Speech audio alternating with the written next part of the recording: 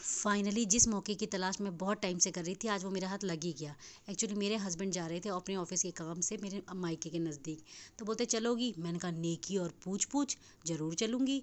और फिर मेरे बच्चे और मैं हुए बंदूक की गोली की तरह तैयार। मैंने घर का काम होता रहेगा, पर पहले मैं मायके जाऊँगी। उसके बाद उन्होंने हमें बिठाया सर्कुलर लाइन में। उन्होंने कहा ये तुम्हारे मायके से बहुत नज़दीक जाते हैं। मैं भी भोली भाली बेचारी उनकी चाल में फंस गई। पर इस मेट्रो से इतना टाइम लगा ना, आधे घंटे से 45 मिनट लेट पहुंचाया इस मेट्रो ने। मैंने कहा आपकी चालूबाजी मैं समझ गई, आपको लगा कि जल्दी पहुंच के कहीं मेरी ज़्यादा चुगलियां ना कर दे। फिर इस मेट्रो ने हमें जहां पहुंचाना था वहां तो नहीं पहुंचाया, हमें लेके चले गया टंकियों के देश।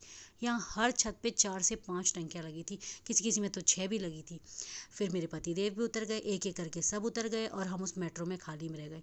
मुझे बहुत अजीब लग रहा था। मैंने कहा रुक जाओ, इस चीज़ का बदला आपसे लिया जाएगा, बराबर लिया जाएगा। फाइनली हम पहुँचे तो अपनी भतीजी की मस्तियाँ देख के मैं सब गुस्सा भूल गई।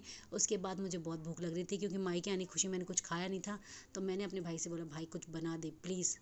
तो मैंने कहा चल तेरी छुट्टी है तो आज यूज़ किया जाए, मुझे ज़रा बैंक का काम है, बैंक ले चल। उन्हें स्कूटी में बैठाया, बोला 2 मिनट में पहुंच जाएंगे। मैंने कहा भाई 2 मिनट में बैंक पहुंचे ना पहुंचे तो मुझे कहीं और ज़रूर पहुंचा देगा सच में। मैंने कहा भाई बैंक अकाउंट भी तभी रहेगा जब मैं ज़िंदा रहूँगी। भाई मैं अगली बार से मैंने कहा पैदल आना पसंद करूँगी, पर तेरे साथ कभी नहीं बैठूँगी। घर ठीक ठाक आने की खुशी में मैंने अपनी भतीजी के साथ मिलके किया खूब डांस। मैंने कहा भैया आगे से कभी कहीं भी जाऊंगी, पर अपने भाई के साथ नहीं जाऊंगी।